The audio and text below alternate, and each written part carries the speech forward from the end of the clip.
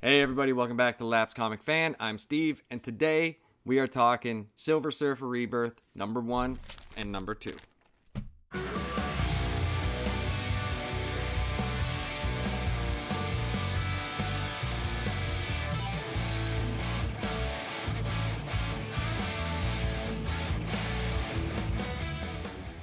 So before we get to the review, I'm going to go over a couple things for the channel. One, we are still running the contest for the Batman. Until I see a little bit more, I know it's maybe frustrating for some people that have entered, but until I see more people get into it, I don't really have an end date at this point in time. But I am adding stuff to this. This is going to be a big prized package. I think by the next show you see, you might be very interested in passing this along and getting more people involved, because I'm going to add something that I think is going to make this really awesome. But in the package so far, you will receive the Dark Knight Returns box set with the mask and graphic novel, a copy of Batman's 100 Greatest Moments. This is a great book, guys. This is an awesome book for any Batman fan, new or old. It's like some of the best Batman stuff that I've seen in a long time. It's really, really well done. And you will receive the awesome historic issue of Detective Comics #1000. This has a bunch of different artists and a bunch of different writers from Batman's history. It's a really cool issue, guys. All you have to do to be entered into this contest is go over to our Pop Culture Project channel, which is where you're at now. Be subscribed, but also you can hit one of the options like playlist, or you can look for the video on your own. Search for the Court of Owls videos. There's 2 of them, part 1 or part 2, and make a comment on one of those videos on what is your favorite Batman moment. It could be a video game, it could be a cartoon, it could be anything, movie, it could be some dude you met dressed as Batman. It does not matter. If you write what your favorite moment is, you will be automatically entered for the random drawing that we will do live. And I will announce a date when we have more entrants, and yeah, that's pretty much how that's gonna go. So a little bit about the schedule. I tried to keep a schedule, but then a lot of things happened at the beginning of the year. John, a lot of health problems I had, but also John had some issues with health, and then there was a COVID running through my house, so we couldn't do anything together. And we don't want to record live where he's in one place and I'm in another. We don't want to talk over each other, not yet, until we get down a rapport to where we know what we're doing. So Saturdays at 8 p.m. Eastern time will be live streams, okay? That will be when me and John are together. They will have topics. It's not just going to be a pointless random live stream. And we're working on a show called Couch Comics, where we both go through a story that we've never read, and we talk about it just like a regular discussion, and I think it'll be a lot of fun. So those are a couple of things to look forward to, but I personally, if I live stream on my own, it'll be random. There will be, if I get some stuff I want to show off, things like that. But Saturdays will be the live stream days. I'm going to be more working on my Lapsed Comic Fan videos, because I have a whole bunch of them started, and I'm finishing up a bunch in editing. I'm working with new software, so I'm getting used to it. It's real involved. It's a lot more involved than what I used to use. So some of the ones that I've done, I've totally screwed up. So it's a learning process for me. So I'm sorry for the lack of Lapsed Comic Fan videos, but I promise you there's going to be a lot more. I've started to understand this editing program and how to record faster. So hopefully this works out better and I get better videos to you guys in a timely manner. So we're going to go into this awesome Silver Surfer Rebirth. I had picked this up, the first issue I got on Comixology, and man, I don't even want to get into that, how they changed that. That's a giant mess. But I did pick up the second issue at a comic book store. I have the first issue coming to me. This comic book store I went to, it's in Pittsburgh. It's a little bit far away for me to go as a weekly or an everyday thing. But I am going to be getting the issue #1, and this story was awesome. I picked it out of randomness because I was like, I haven't read a Silver Surfer in a while. And when I read this, so much stuff was being thrown at me. That's why this one's going to be in 2 parts. We are going to talk about the first 2 issues, but it's going to be 2 separate parts. there was just so much thrown at me, and I was like, oh, whoa, whoa, whoa, and I had to do some research and stuff like that. So some of the stuff I knew, but a lot of the stuff I didn't. So this is written by Ron Mars, and the pencils are by Ron Lim, which is cool because I love his art. It's very, very comic booky. I know that sounds weird because you're reading a comic book, but other people will know what I mean.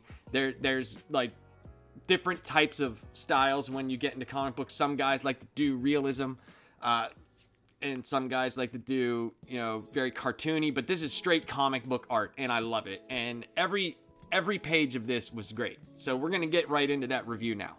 The comic starts off in the past with a group of Kree explorers on a ship, and their ship is in a huge bind. The lieutenant of the crew tells the captain that it's still drawing them in and that their engines are at 10%, and even if they got them back, they wouldn't be able to overcome the inertia. The ship's captain tells the crew that barring a miracle, this has just become a one-way mission. Things are definitely not going to plan. We find out they're at the edge of Kree space, and a giant black hole is sucking them in. The captain is telling his crew it was an honor to serve with them, and he respects all of them, when all of a sudden a loud crashing sound reverberates through the ship, and they start to decelerate. This shouldn't be possible since they're in a gravitational pull. So it starts off in the past. When the past, who knows? That's one thing about comics that drives me nuts. It'll just, in the future, in the past. From when? From when? What past? What future? But this ship is getting sucked into a black hole. All their engines are failing. Everything is screwed. The captain's like, hey, barring a miracle, we're pretty much screwed here, people. It was an honor to serve with you. Then out of nowhere, they start to decelerate, which shouldn't be possible. It shouldn't be. It's almost like, whoa, something's going on here. And they have no idea what it is. And this is where we start to get into a lot of the cool surprises that this comic has in store for us. This is where we get our first surprise. Outside the ship in space is Mar-Vell, or Legacy, as his name is at this point, son of the deceased Captain Mar-Vell. So we're going to go a little bit into Captain Mar-Vell because it's kind of important to this book, and we're going to give a little bit of his backstory and why he is an important figure for this story. Captain Mar-Vell was a member of the Kree, the alien humanoid race, which has forged an empire throughout the galaxy known as the Large Magellanic Cloud. More specifically, he was one of the Pink Kree. This Kree race had the same skin color as Caucasian Earth humans and were more biologically similar to them than the Blue Kree were. Their existence was the result of interbreeding the original Blue Kree race with humanoids of other worlds, and they came to far outnumber the Blue Kree, who, however, still dominated positions of wealth and governmental power in the Kree Empire. After the Kree's first encounter with the humans, Captain Mar-Vell is sent to spy on Earth and decide if it is a threat to the Kree Empire. He adopts the identity of a recently deceased scientist named Walter Lawson. After a battle in the mystical dark dimension, an encounter with the Hulk, and an adventure on an alien world, Mar-Vell discovers that his past exposure to Compound 13 nerve gas has given him cancer.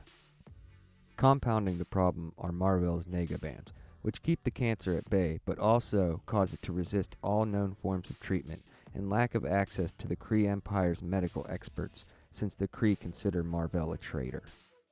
As Mar-Vell's life is ending, many of his friends and allies come to Titan to pay their last respects to a great superhero that had an effect on everyone he met.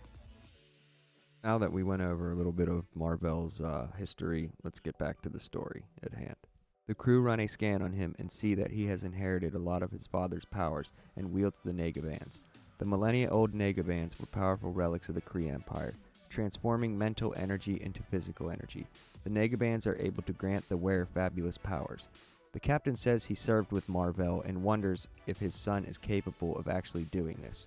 Things outside in space could be going better for Legacy, and he's trying his best, and his motivation is to become a hero just like his father. But things aren't going as planned. He's in a bit over his head. That's when we get the second surprise.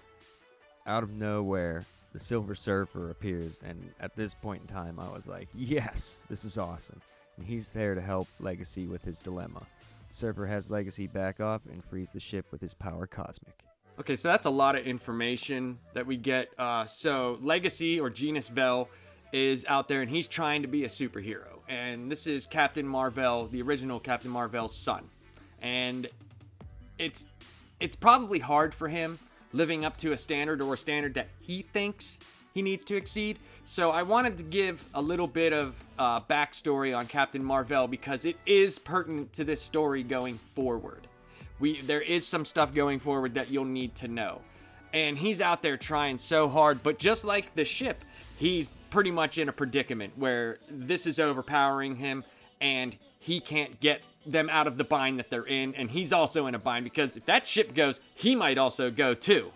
And just like the ship had a surprise come out of nowhere, he has a surprise come out of nowhere. Silver Surfer just comes out and he's like, "Hey buddy, you're pretty much screwed, huh?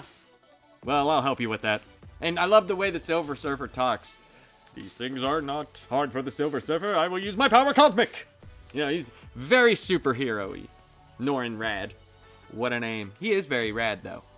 Legacy thanks the Surfer for his help and asks him if this is what he does: show up in the nick of time and save hundreds of lives. Surfer explains to Legacy that he is atoning for all of his history as Galactus' herald, and feels it is his duty to help when and where needed. This is also where we get into some of Legacy's motivations to be a superhero, as the Surfer asks him why he is doing this. Legacy feels as if he lives in the shadow of his great father, a man he has never met, and wants to be a hero just like him, and it's a big shadow to get out of, so he needs all the help he can get. He asks Surfer what his father was like, and he tells Legacy his father was a great man, selfless, disciplined, a true military man, and lets him know he should make a visit to Earth to find out more about him, as there are heroes there that know him better, and it's a place of learning since it has so many superheroes. As they're flying and talking, this is literally where the story goes off the rails. Surfer crashes through what looks like glass, and flying with him is the deceased Captain Mar-Vell. This is where the story just went totally crazy for me. So I thought this might have been something between Surfer and Legacy. Legacy's talking about what was my dad like. The reason why I want to be a superhero is I want to be like him. I want to be better than him. I never got to meet him. And Surfer talks about how his dad was, an honorable guy, military man. He's like, but you should go to Earth. There's a lot of superheroes there that know him better than I did. And for some reason, when you go to Earth, things change. You see what they sacrifice for their people, and you end up becoming selfless. So it's a good reason for him to go there. And it's almost hard, probably, like I said, living in the shadow of that type of hero that people revere so much. And then out of nowhere, it literally looks like he breaks reality, the Surfer. And all of a sudden, the man they were just talking about is flying there with him, and Surfer's just like, what? And it's totally bananas. Like, what is happening right now? That guy's supposed to be dead. Like, he's supposed to be dead. And it was just like this, like not breaking stride at all. And it looks like they were already flying somewhere, and either his consciousness got taken back to a place that Surfer was, but he doesn't even know that place. So it looks like he physically went through time, or went through something, an alternate reality or something. It's totally crazy, and I love every second of it. Surfer is beyond confused and totally just doesn't understand what's going on, how Mar-Vell is there, and where they are. And Mar-Vell explains they're in Eladia, and the Skrull war machine is on the move, and they better start fighting, so he better not sit there confused and start helping with this war. Surfer is totally perplexed because the Mar-Vell he knew is long dead and gone, and that he shouldn't be here. But right now he doesn't really have any other choice, so he starts in on the enemy. So Surfer starts asking Mar-Vell all these questions. He's like, dude, where did you come from? What is going on? What are we doing? What is happening here? And Mar-Vell explains to him that they're on Eladia, or Elida, I don't know how you pronounce that, but they're in the middle of a war with the Skrull war machine, and he needs to get his head in the game, because it's either you get killed or you start helping me. And Surfer is just perplexed. He's still wondering about Mar-Vell and how he's here, but then he realizes, like, hey, I can get that answer after this. We gotta fight these Skrulls, because I could die at any moment. So he's got to get his head in the game. The Skrulls target the Surfer and want him out of the skies. They know this because, it's the Silver Surfer. He's a really big hitter. So they shoot him down, and hordes of them try to capture him as a prize for their Empress. But this isn't gonna work for the Silver Surfer. A ton of Skrulls go to jump on him from every direction, and he unleashes his power cosmic and just annihilates them, calling his board back so he can end this. As if things weren't already weird with the Surfer being in this place at this time, he asks Mar-Vell to explain, like, what is happening here, man? Mar-Vell gives him a look and says, you're here, I'm here, and we're gonna make sure these invaders are not here. And Surfer is just really confused. He doesn't understand why Mar-Vell is alive. It seems that Mar-Vell doesn't know that he's supposed to be dead, so this is definitely some reality altering in some way. So Mar-Vell says something that leads to the theory that this is an alternate reality and not just time travel. He says that he didn't survive cancer just to die at the hands of the Skrulls. So the Skrulls, they're targeting Surfer. They're like, we need him for the Empress. It could be our prize. And hordes of them just get on him. And he's just like, no! And it was awesome. He just breaks free and is just overpowering all of them. Showing the true power of the power cosmic. Power. So Surfer still tries to ask Mar-Vell, like, what are you doing here? Like, what? He's like, listen, you're here. I'm here. We need to destroy these enemies. And like I said, he says that he didn't survive cancer to be killed or die here from the Skrulls, at the hands of the Skrulls. So something, it has to be something with an alternate reality or time or something like that. I'm going to go with reality here because it's like after he had already had cancer. So things are just going crazy right now. Mar-Vell feels something approaching, and a massive explosion knocks our heroes back, and he asks Surfer how his cosmic powers didn't feel this coming. In the smoke, there is a shadowy figure, and Mar-Vell says it was his doing, and goes to attack, but he is blasted in a huge burst of energy. Surfer catches him and is taken aback, for Mar-Vell lived again only to be killed. There's a voice from the assailant. He is of no consequence, a shadow of a shadow. Arise, Norrin Rad. And from the smoke, the figure says, for Thanos of Titan has need of you. So what an ending, right? Like, just, wow. Surfer's still confused, and Mar-Vell feels something approaching and is wondering why Surfer's cosmic powers didn't hone in on it. It's probably because he's so, like, wondering what the hell is going on here. And they get blown back, and Mar-Vell looks and he sees a shadowy figure and he's like, you! And goes to attack him. Boom, he's fried. Norrin Rad is just completely losing it right now because he's like, you came back, you lived just to die again. What is happening here? Out of the shadows comes a voice, says, he's of no consequence, alright? He's a shadow of a shadow. Arise, Norrin Rad, for Thanos of Titan has need of you. I was just like, I'm sold. I'm sold on this. It's crazy. They started off one direction that they still probably are going to get back to. Because they didn't just put Genis-Vell legacy in there for no reason. Unless it was to show the reality breaking or whatever is happening here with Mar-Vell and Silver Surfer. But it ends up being Thanos and Silver Surfer. So how awesome is that? Something's going on. I love how they're interplaying on some of the old things. I don't know when in continuity this takes place, but I mean, a lot of the stuff with Thanos, I mean, this could be after the Infinity Watch. It could be after Infinity War. It's definitely after Infinity Gauntlet. So, I mean, I like to think it takes place in between those type of things, like the War and Watch. So, there's so much more coming forward. And we're going to get into issue 2. That should be out sometime next week. If you like the content, hit the subscribe button and leave a like and a comment. I would love to hear from you guys. Do you guys like this story? What do you think is happening with this, man? How is Mar-Vell dead from cancer but then comes back just to die again? Is this some sort of weird cycle, or is someone messing around with reality and time? Have a good night, guys.